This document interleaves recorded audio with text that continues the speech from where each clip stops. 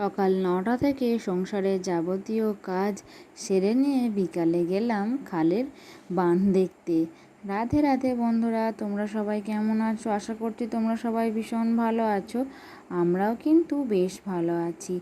আজ হচ্ছে বুধবার, তোমাদের সবাইকে সাথে নিয়ে আজকের ব্লগটা শুরু করলাম।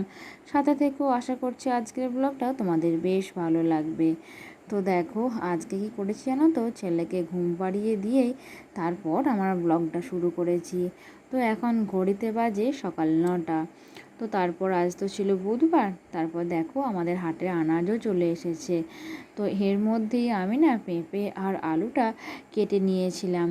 তো তারপর কি বলো তো, এখানে বেসিনের জলে ধুয়ে কুকারের মধ্যে সেদ্ধ করতে দিয়ে দেবো। আর তাড়াতাড়ি করার জন্য না যে কোনো সবজি আর কি তরকারি করার সময় কুকারে সেদ্ধ করে নিই, তাহলে খুব তাড়াতাড়ি হয়ে যায়। তো এদিকে দেখো কুকারের মধ্যে জল দিয়ে রেডি করে নিলাম। তো এরপর কি বলো তো, ওভেনে বসিয়ে দেবো সেদ্ধ হওয়ার জন্য। তো তারপর এদিকে আমি কুকারের মধ্যে না পেঁপেটা আলুটা সেদ্ধ করে ঢেলে রেখেছিলাম। তো কালকে রাতে কিছু কলাই ভিজানো ছিল, ওই মটর কলাই, ছোলা কলাই, সবুজ মটর, এইসব কলাই আর কি ভিজানো ছিল। তো ভাবলাম এই কলাইগুলো একবার ছকে নিই, মানে কলাই ছোকা বানিয়ে নিই। তো পেঁপের তরকারি বানানোর আগে কলাইগুলো ছকে নিলাম। তো তাহলে কি বলো তো, মুড়ি দিয়ে খাওয়া যাবে। আর এই কলাই ছোকা মুড়ি দিয়ে খেতে না বেশ ভালো লাগে। তো যাই হোক, কলাই চোখাটা আমার রেডি হয়ে গেল, নামিয়ে নিলাম। তো তারপর দেখো এদিকে কালকে রাতে তালের রুটি হয়েছিল। তো 3টে রুটি ছিল। তো ভাবলাম রুটিগুলো একটু তেল দিয়ে ভেজে দিই। তো যে যার আর কি খেতে মন যাবে সে খেতে পাবে। আর এই রুটিগুলো না গরম গরম ভাজলে বেশ খেতে ভালো লাগে। তো যাই হোক দেখো, আমি 3টে রুটি এপিট ওপিট করে ভেজে নিলাম। আর একসঙ্গে ভাজলে এটাই সুবিধা, মানে তেলটা আর কি 3টে রুটিতেই চালিয়ে যায়, আর বেশ ভালো ভাজাও যায়, আর এটা গরম গরম খেতে বেশ লাগে। তো যাই হোক, রুটিগুলো ভেজে নামিয়ে নিলাম। এরপর তেলের মধ্যে দিয়ে দিলাম 5 ফোড়ন, তেজপাতা আর টমেটো দিয়ে এবার টমেটোটা ভালো করে তেলে কষিয়ে নেব। তো এর মধ্যেই দিয়ে দিলাম আর কি, তো প্রথমে কি বলো তো, আদার যে গুঁড়োটা করে রেখেছিলাম শুকনো গুঁড়োটা, ওটা দিয়ে দিলাম। আর জানো তো বন্ধুরা, আমি যে আদাটা শুকনো করে গুঁড়িয়ে রেখেছিলাম ওটা না খুব কাজে আসছে। তো সে কী বলো তো, এখন না যে কোনো রান্না আর কি মশলা বাটতে হচ্ছে না, একটু লঙ্কা গুঁড়ো আর এই আদার ডাস্টার দিয়ে দিলেই আর কি কাজ মিটে যাচ্ছে। আর এটা কী বলো তো, রান্নায় না পরিমাণে খুব অল্প লাগে, ওই ছোটো চামচ 1 চামচ দিলেই অনেকটাই কাজ হয়ে যায় আর কি। তো তারপর নুন, হলুদ, আদা গুঁড়ো এর মধ্যে দিয়ে টমেটোটা একটু নরম হয়ে যেতেই এর মধ্যে সেদ্ধ করে রাখা ওই পেঁপে আর আলুটা দিয়ে দিলাম। তো ভালো করে নাড়াচাড়া করে মিশিয়ে নিচ্ছি। তারপর তেলে একটু পেঁপেটা আর আলুটা কষে নেব। তো মশলাটার সাথে কষে নিলে না খেতে বেশ ভালো লাগবে। আর কি বলো তো বন্ধুরা, এই পেঁপের তরকারি কিন্তু খুবই উপকারী। আর জানোই তো, মানে পেঁপে লিভারের পক্ষে খুব কাজ করে। সেই জন্য দেখবি খেয়াল করে আমি প্রায়শই কিন্তু পেঁপের তরকারি বানাই। তো এটা মুড়ি, রুটি বা ভাত যে কোনো সাথেই আর কি খাওয়া যায়।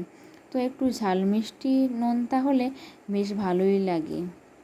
তো তারপরে কি বলো তো, এর মধ্যে একটু অল্প পরিমাণে আর কি চিনি দিয়ে দেব। তো চিনি দিয়ে দিলে না বেশ খেতে ভালো হয়। তো তারপর বেশ ভালো করে নাড়িয়ে চাড়িয়ে এর মধ্যে জল দিয়ে দিলাম। আর বেশি খুব একটা জল দেব না, ওই যেমন কুমড়োর তরকারি বানাই তো সেরকমই বানাবো আর কি। তো তবুও যেটুকু জল লাগে দিয়ে দিলাম পরিমাণ মতো। তো তারপর এটা একটু ফুটতে দেবো। তো তাহলেই না পেঁপের তরকারিটা রেডি হয়ে যাবে। আর কি বলো তো, আমাদের বাড়িতে না সবাই কিন্তু পেঁপের তরকারি খায় না। তো যারা খাবে না তারা কলাই চোখা দিয়ে মুড়ি খেতে পারবে।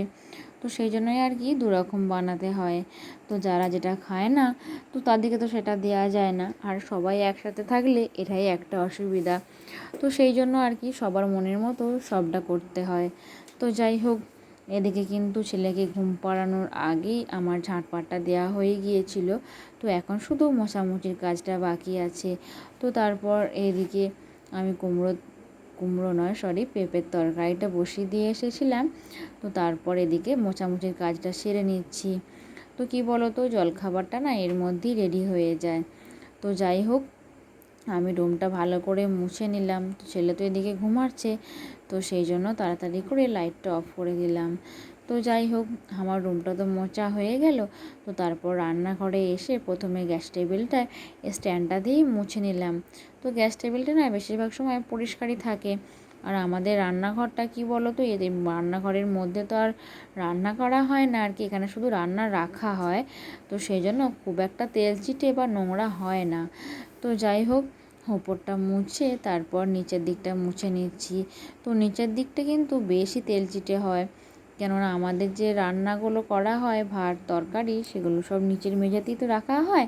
তো একটু একটু বাড়ার সময় যখন পড়ে তো তখন না একটু তেল চ্যাটচ্যাটে ভাব হয়ে যায়। তো সেই জন্য যখনই মোছামুছির কাজ করি তখন একটু সার্ফ দিয়ে দিই।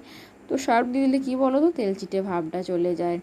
তো এইদিকে দেখো, বেসিনের হ্যান্ড ওয়াশটা ফুরিয়ে গিয়েছিল, পাউচ মানে ছোটো যে পাউচটা ছিল ওটা আর কি ফুরিয়ে গিয়েছিল।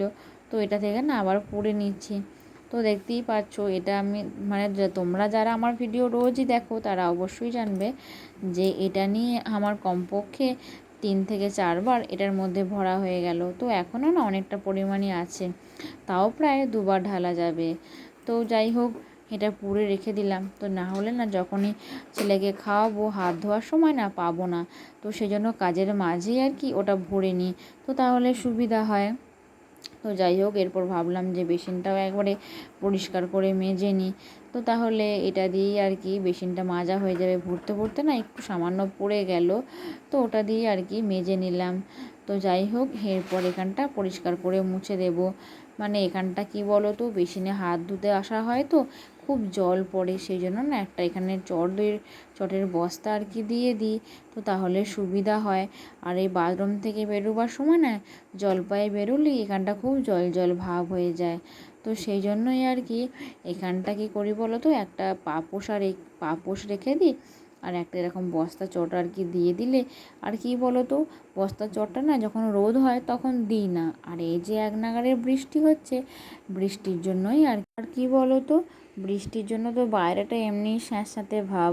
তো সেই জন্য না একদম ভালো লাগছে না, মেঝেগুলো একদম স্যাঁত করছে। আর আমাদের উঠোনটা তো একদম শ্যাওলায় ভর্তি হয়ে গেছে, পুরো সবুজ হয়ে গেছে। তো ব্লিচিং দিয়ে তো আমরা মেজে মেজে একদম আলা হয়ে যাচ্ছি। মা আর আমি তো প্রায় দিনই ব্লিচিং দিয়ে মাজতে আরম্ভ করছি, কিন্তু এই যে এক নাগাড়ে বৃষ্টি, তো আজ মাজছি তো 2 দিন পরিষ্কার থাকছে, আবার না নোংরা হয়ে যাচ্ছে। তো সেই জন্যই আর কি কী যে করা যায়। তো যদি 2 দিন রোদ উঠছে আবার কিন্তু নিজে নিজেই পরিষ্কার হয়ে যাচ্ছে। তো যাই হোক, এদিকে দেখো আমার সব মোছা হয়ে গেল। এদিকে সিঁড়ির তলাটাও না ভালো করে মুছে নিলাম। তো আর নিচের দিকটা কি বললো তো, আজকে ধুয়ে দেবো, আজকে আর মুছবো না। তো এদিকে বাজার থেকে যে ফলগুলো এনেছিল বাইরেই ছিল, তো ভাবলাম এগুলো সব ফ্রিজের মধ্যে ভরে দিই। তো আপেল, কলা কলা আর ছিল আম, তো এগুলো সব ভরে দিচ্ছি। আর কি বলো তো, ফ্রিজের মধ্যে রাখলে না ফলগুলো বেশ ভালো থাকে। আর বাইরের মধ্যে রাখলে কি বলো তো, এই বর্ষাকালের দিনে না খুব তাড়াতাড়ি ফলগুলো পচে যায়।